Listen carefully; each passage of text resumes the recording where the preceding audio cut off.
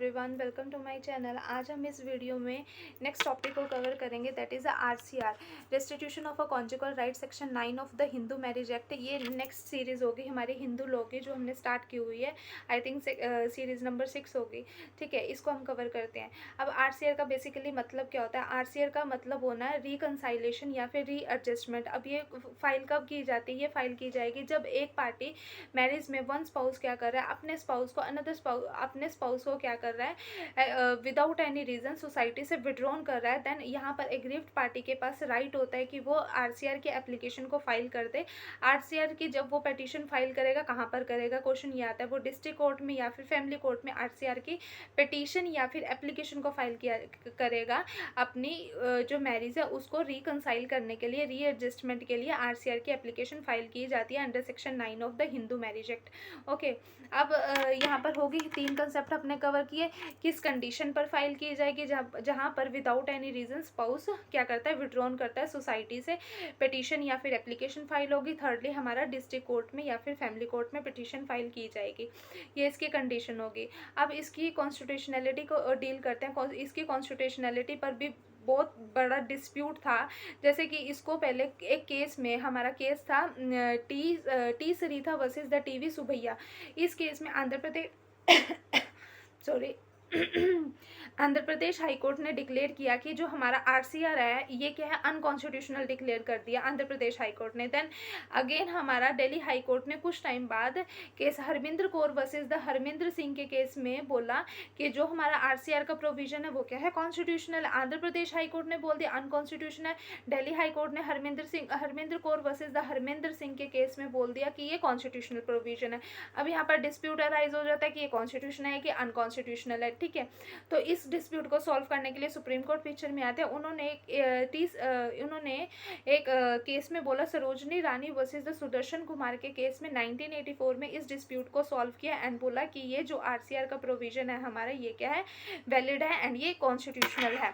ठीक है, कॉन्स्टिट्यूशनलिटी पर इसकी बात हो जाती है। अब इसकी ट्रेडिशनल अप्रोच पर बात करते हैं। इसकी ट्रेडिशनल अप्रोच कैसी है?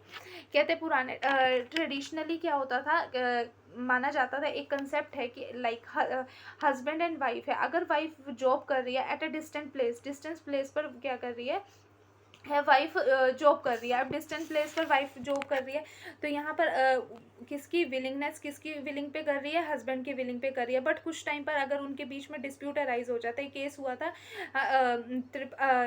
कौन सा केस था, एक second, Tirath Kaur versus the Kripal Singh. Tirath Kaur versus Kripal Singh के केस में बोला कि यहाँ पर हस्बैंड एंड वाइफ थे। वाइफ क्या थी, डिस्टेंट प्लेस पर काम कर रही थी। ठीक है, अब दोनों की विलिंगनेस के अकॉर्डिंगली काम कर रही थी।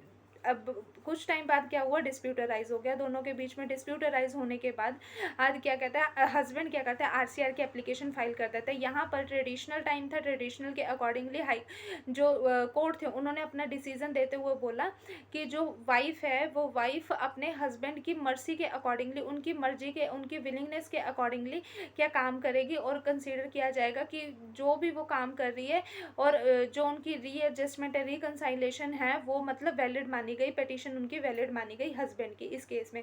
बट कुछ टाइम बाद क्या होता है, कंसेप्ट चेंज हो जाता है एंड कोर्ट डिक्लेयर करते हैं कुछ टाइम बाद कि जो ये वाला कंसेप्ट है, जॉब वाला कंसेप्ट आ जाता है यहाँ पर। और अगर वाइफ क्या कर रही है, डिस्टेंट प्लेस पर वर्क कर रही है, तो उसको withdrawn from society without any reasonable cause नहीं माना जाएगा। विदाउट एनी रीजनेबल कोज नहीं माना जाएगा, तो यहाँ पर आरसीआर की एप्लीकेशन फाइल नहीं हो सकती। कोर्ट अपना डिसीजन इन दैट इस केसेस में अपना डिसीजन नहीं सुनाएंगे, आरसीआर की पिटीशन नहीं दी जाएगी। ठीक है, देन हमारे पास अब इसमें आता है आरसीआर की पिटीशन कब रिजेक्ट की जा सकती है। एक तो केस ये हो गया। देन हमारी आरसीआर की पिटीशन कब रिजेक्ट होगी। फर्स्ट हमारा पॉइंट आता है आरसीआर की पिटीशन के साथ, फर्स्टली अगर हमने पिटीशन जारी है, जो पिटीशनर अपनी पिटीशन में आरसीआर के साथ अनदर रिलीफ भी मांग सकता है। ठीक है, बट इन केस अगर रिस्पोंडेंट ने आरसीआर की पिटीशन फाइल कर दी पिटीशनर ने, बट रिस्पोंडेंट ने जुडिशियल सेपरेशन या फिर नल्टी ऑफ मैरिज की एप्लीकेशन फाइल की हुई है, तो इन दैट केस यहाँ पर आरसीआर नहीं मिलेगी, ठीक है। देन अगर जो पेटिशनर है वो उसने कुछ मतलब सांठ गांठ करके क्या रिस्पोंडेंट के साथ पिटीशन फाइल करी है, इस केस में भी आपको आरसीआर की पिटीशन का कोई भी बेनिफिट नहीं प्रोवाइड किया जाएगा। जहाँ पर पिटीशनर का अपना ही खुद फॉल्ट हो वहाँ पर पिटीशन में मतलब कुछ भी आपको रिलीफ नहीं मिलेगा। अब ये आता है कि अगर आरसीआर की पिटीशन फाइल कर दी एंड 1 ईयर के अंदर कोहैबिटेशन नहीं होती है एंड रिकंसाइलेशन नहीं होती है, देन पार्टी के पास एग्रीव पार्टी के पास राइट होगा अंडर सेक्शन 13(1)(a), ठीक है, ए कैपिटल वाला, ठीक है, उसके अंदर पर्सन के पास राइट होगा, एग्रीव्ड पार्टी के पास राइट होगा कि वो डाइवोर्स फाइल कर सकता है, उसको डाइवोर्स ग्रांट किया जाएगा, ठीक है। अब यहाँ पर एक वाइफ के पास कुछ ग्राउंड्स है जहाँ पर वाइफ क्या कर सकती है, पिटीशन को रेसिस्ट कर सकती है आरसीआर की कौन से प्रोविजन के अंदर, जहाँ प्रोविजन है 13 का सबसेक्शन 2 का सब क्लोज 1, उसके अंदर क्या कर सकती है, वाइफ के पास क्या है राइट है, वो क्या कर सकती है आरसीआर की पिटीशन को रेसिस्ट कर सकती है, रोक सकती है, ठीक है।